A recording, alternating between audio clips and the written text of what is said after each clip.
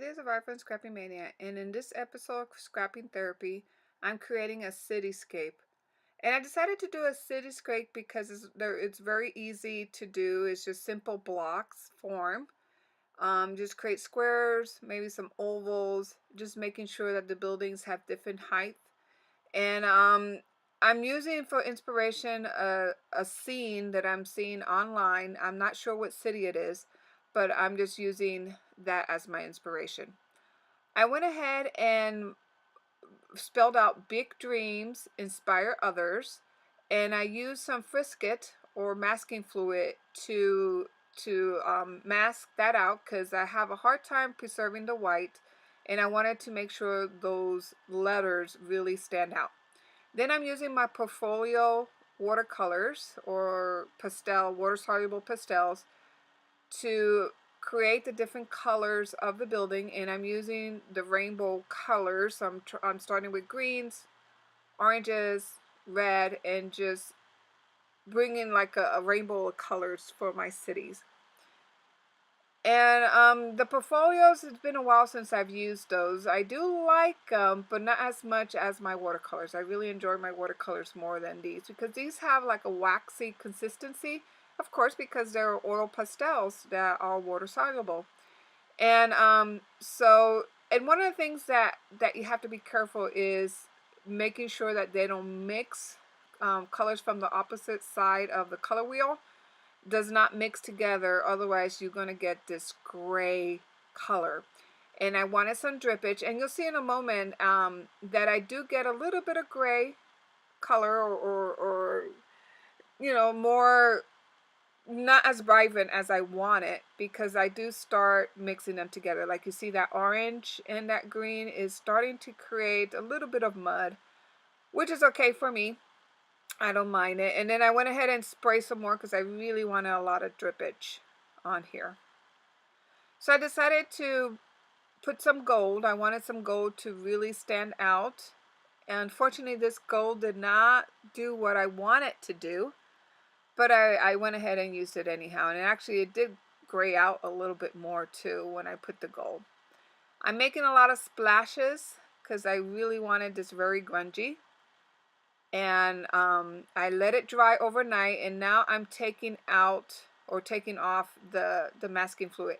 That's one of the things you got to be very, very, very careful with masking fluid, is that you really want to make sure that when you put it down, you let it completely dry, hopefully overnight. And then once you do that, then you can go ahead and paint over it, let it completely dry again before you remove the masking fluid.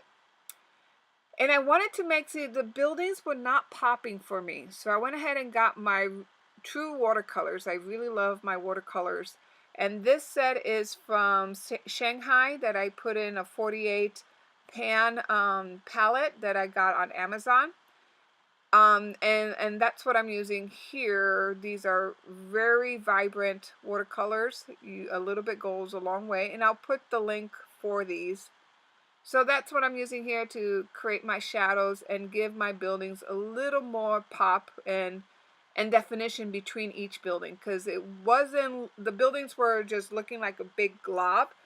But now that I go over it with these and create my shadows, it's really starting to pop, as you can see there.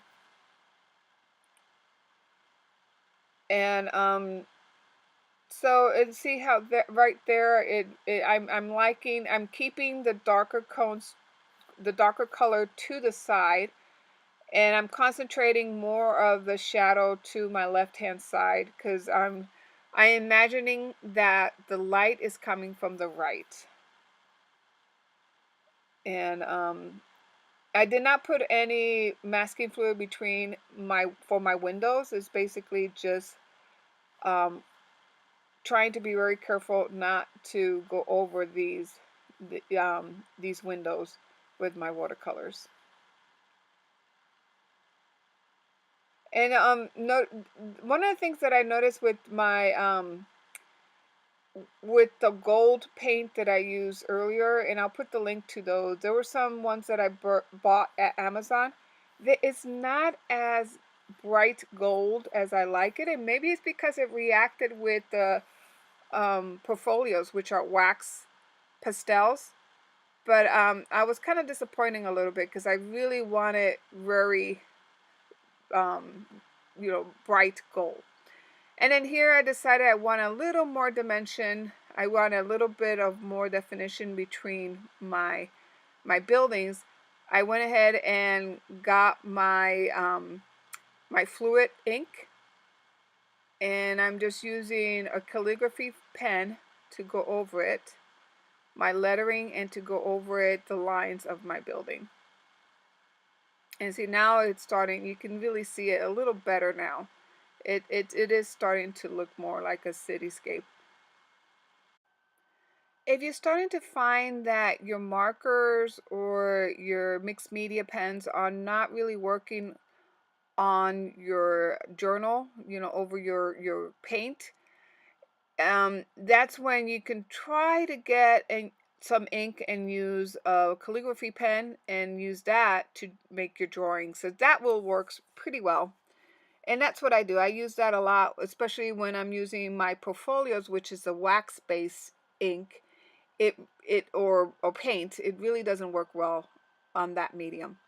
So here I wanted to really brighten up the lettering, big dreams, and also my windows.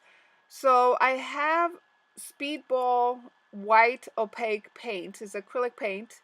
And then I have this pen that you see there. There's a metallic pen that it has a reservoir on the top and a little like needle-like tip.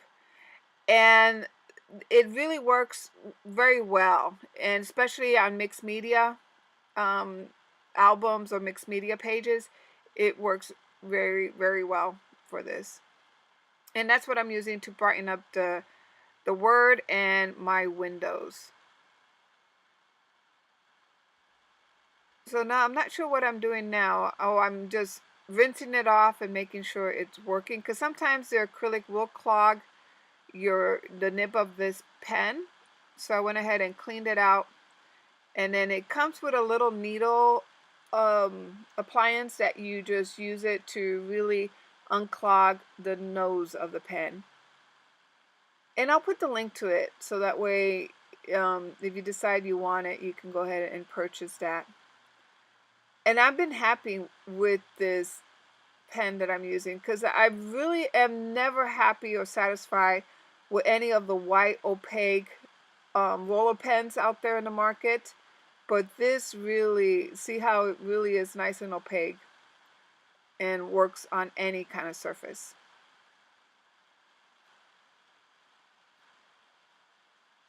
So just making sure that everything has been highlighted, and I'm putting some more white highlights around the edges of my building. And also I'm trying to put some more gold, even though I'm not getting satisfied with this gold is not as bright as I want it. I went ahead and decided to put a little more splatters on this page. So I'm done with this page, so I hope you like it. I really like how it turned out. And thank you for watching. Hope to see you soon. Bye now.